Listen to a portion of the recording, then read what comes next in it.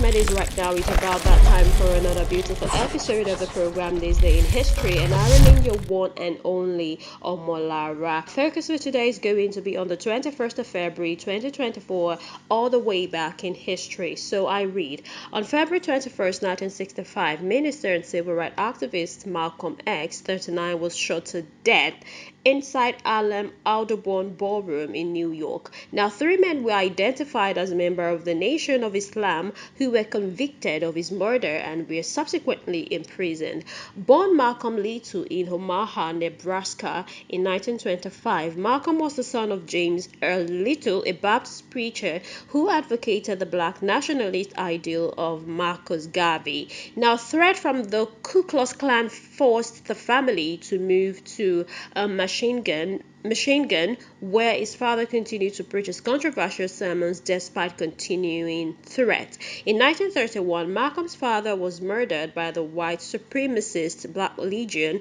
and Michigan authorities refused to prosecute those responsible. That's so sad. In 1931, Malcolm was taken from his family by a welfare case worker, and by the time he reached high school age, he had dropped out of school and moved to Boston, where he had increasingly involved in criminal activities. In 1946, at the age of 21, Malcolm was sent to prison on Bulgari conviction. It was there he encountered the teaching of Elijah Muhammad, the leader of the Nation of Islam, whose members are popularly known as the Black Muslims.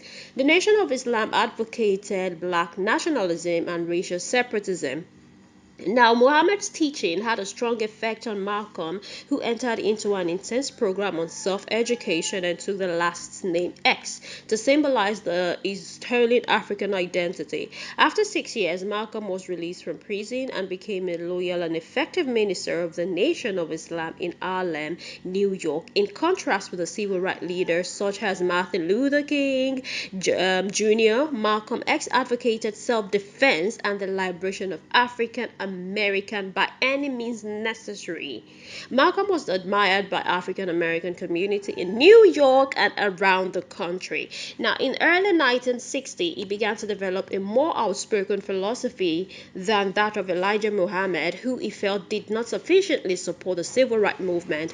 On stage at the Audubon Ball on February 21, 1965, the tragic happened. Malcolm X was gunned down, and his pregnant wife and 4 daughters took cover in the front row. That's a sad scenario. I move on. On February 21, 1980, on this day in history in 1999, the People's Democratic Party in Nigeria, led by Olusegun Obasanjo, won 169 of 360 seats in the House. Also, on this day in the year 2000, Muslim and Christian youths seized part of Kaduna in clashes over a proposal to bring Islamic law Sharia to the state. Over 20 people were killed. The violence began when hundreds of Christians demonstrators marched through the streets chanting no to Sharia, no to Sharia, no to Sharia. They were chanting no to Sharia. Now, counter chants by Muslims who supported Sharia and wanted it as the den quickly degenerated into fighting between the two groups, said as witnessed by some people. Now, by the afternoon, the two sides had gained control of different neighborhoods and divided the city into a warring zone. Now, did you know that on this day in history, in 1878, the first telephone directory was issued?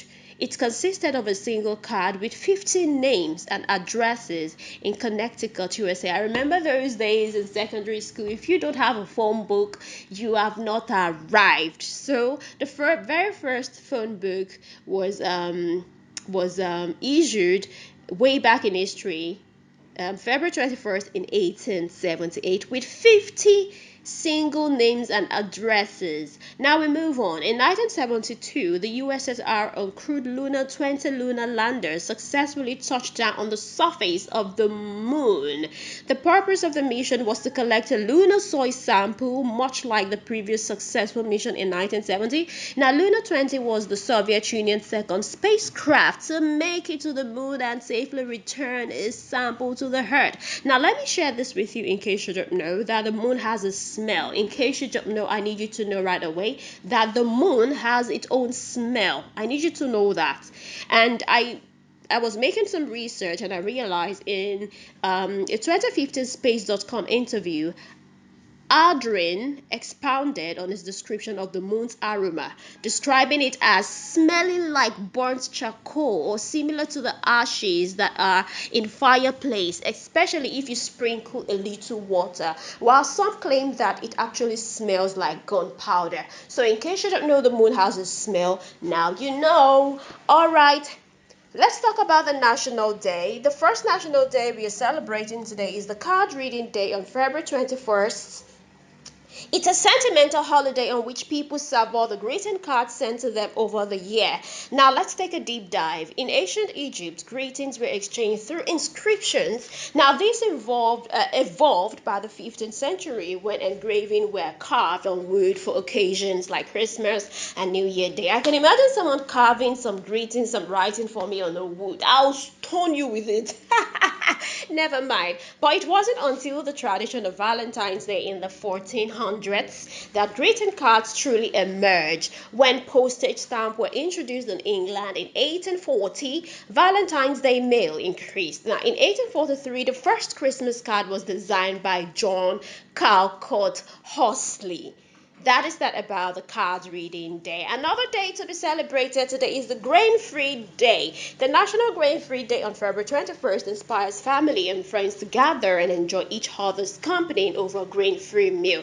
It's a way to devote an entire day to loved ones who cope with dietary limitations. Not only does the day create a way to recognize the difficulties of a restricted diet, but it celebrates the family and brings everyone back into the kitchen for a meal designed just for them and grain-free. In 2019, Seat's Family Food founded National Grain-Free Day to support those whose dietary restrictions require them to eat food that are grain-free. They hope to bring them back around the table again by raising awareness and enjoying family meal. Okay, now that rice is 77,000 naira in Nigeria, my advice to you, my fellow people, is for you to eat grain-free food.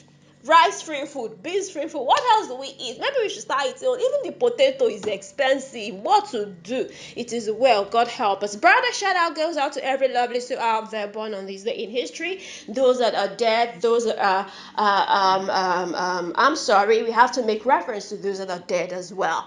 Those who were born this day in history that are late, those that are alive, celebrities, a layman, everybody, happy, beautiful birthday to you. Join me for another episode of the program This Day in History tomorrow, right here on Fleet TV. In case you're watching for the first time, click the subscribe button and turn on the notification bell. See you tomorrow.